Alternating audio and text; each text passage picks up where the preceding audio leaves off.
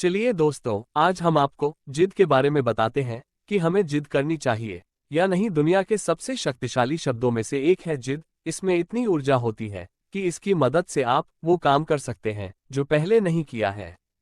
जिद मन की भावात्मक ऊर्जा होती है और हम सब जानते हैं कि जिस चीज में मनुष्य का प्रबल मन हो तो उस चीज को हकीकत होने से कोई भी नहीं रोक सकता है। लगभग दुनिया के सभी कामों में काम के मुताबिक जिद होना चाहिए।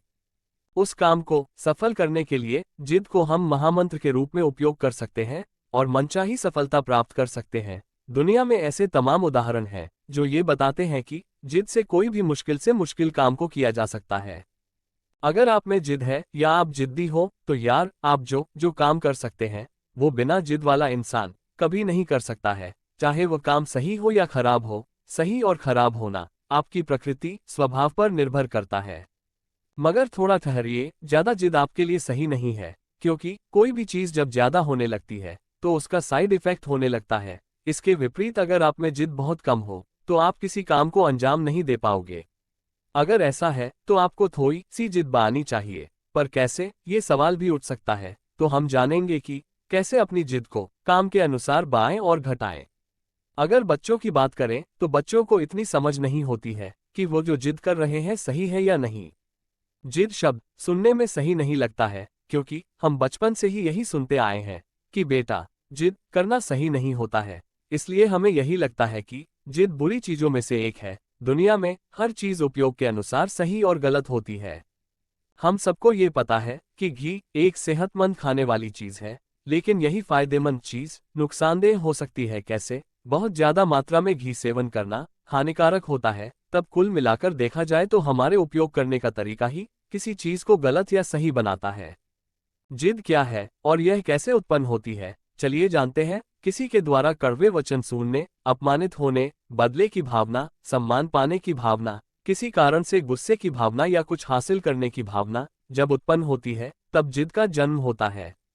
या जिद मन की एक ऐसी भावात्मक ऊर्जा है जो किसी चीज को पाने के लिए या गुस्से से उत्पन्न होती है।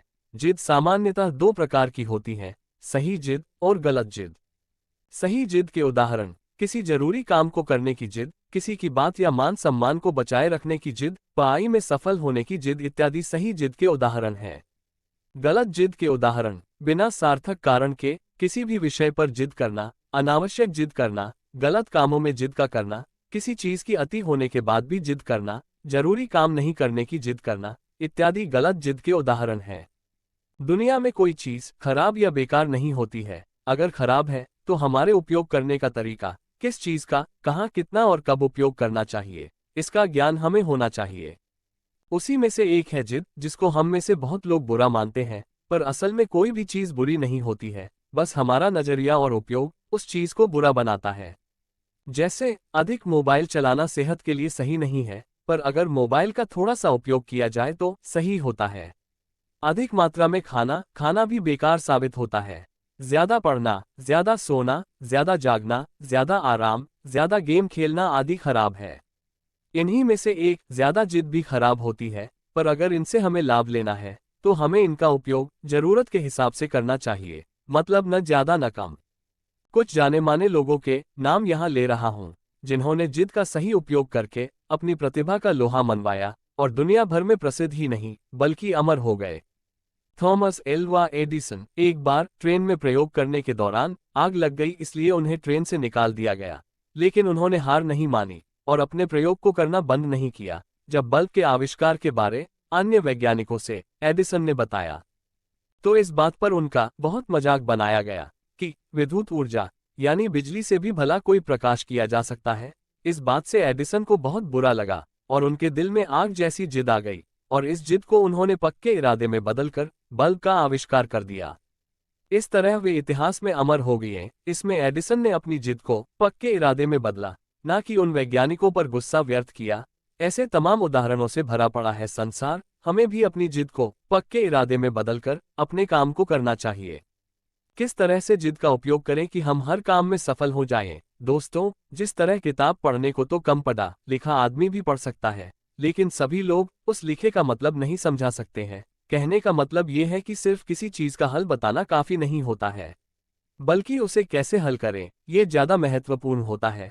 ठीक इसी तरह जिद के बारे में ये बताना जरूरी है कि कब, कहाँ और कैसे, किस तरह से जिद करनी चाहिए, तभी इसका पूरा फायदा उठा सकते हैं।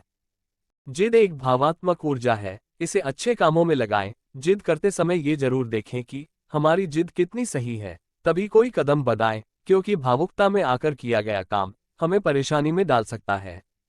जहां आवश्यक हो वहीं इसका प्रयोग करें, बिना सार्थक कारण के इसका उपयोग नहीं किया जाना चाहिए। पढ़ाई हो या मान सम्मान पाने की बात, यहां आवश्यक जिद का उपयोग करें।